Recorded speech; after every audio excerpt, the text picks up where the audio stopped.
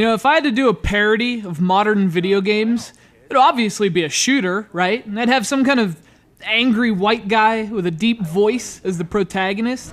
I'm coming back for you. It's a touch on the industry's predictability. You'd have to throw in the cover and shoot mechanic. Well, some blood.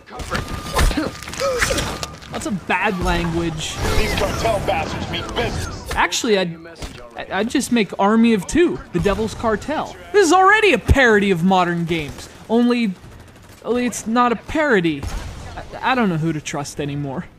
Turns out the truth is out there. And to find it, you can either go track down some cigarette-smoking man in a dark basement at E3, or you can play this game, The Devil's Cartel. The effects are probably the same. You'll walk out questioning the experience, reeking of smoke, and wondering if it's really as simple as it seems.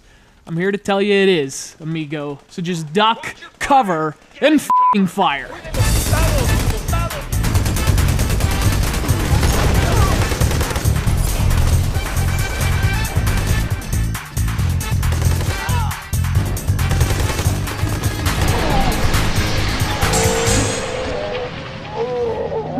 The Devil's Cartel is the third game in the Army of Two series, following up the 2008 original and its 2010 sequel, The 40th Day. Both of those games released to positive reviews on the whole, and that's a streak that's been broken by number 3. Devil's Cartel has come under a bit of fire from critics, but as a guy with no prior experience with the series, I gave it a good long look down my sights.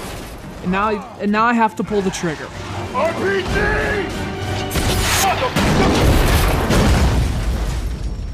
You know, it's not that this is a bad game. I mean, bad games are easy to review. You just point out what is usually a whole freaking list of reasons the game's bad. This one isn't bad. It's just, you know, there's nothing exceptional about it whatsoever. Again, it's almost a parody of the current state of popular video games. It has this checklist approach to game design that hits all the notes it's supposed to and never goes off script. And that's not bad, at least not objectively. It's kind of boring. I guess one of the big changes is that the two-man army is different this time. The standard duo's been replaced by a new one. And again, I can't speak to the prior characters, but I mean, I can't imagine they had any less character than these ones. I mean, it's a personal rule I have to never be friends with someone who says bro in a serious context. I don't think I could be friends with these guys. Salem, you still with us, brother? Rios! Get back!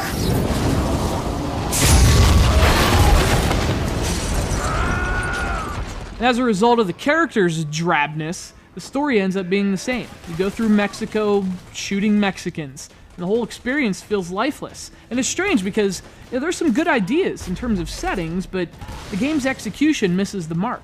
The places end up feeling as characterless as the characters, and the gameplay. Speaking of which, holy crap, the gameplay. I mean, cover and shoot city, only with no real point? Like, you're awarded points for pulling off tactical kills, which then lets you level up, but after a while you notice that it doesn't seem to have much effect on the gameplay. You just keep covering and shooting, until you get bored and just start stabbing people. You know, just to shake things up. Let's move. There are two kinds of bad. There's objective bad and subjective bad. Although the cover system's a bit wonky at times, and the AI's kind of rough, I didn't find this game objectively bad. The question's the subjective. With the Devil's Cartel, it all comes down to your taste and just how bored you are with the status quo. Or in other words, you like shooting fools, bro?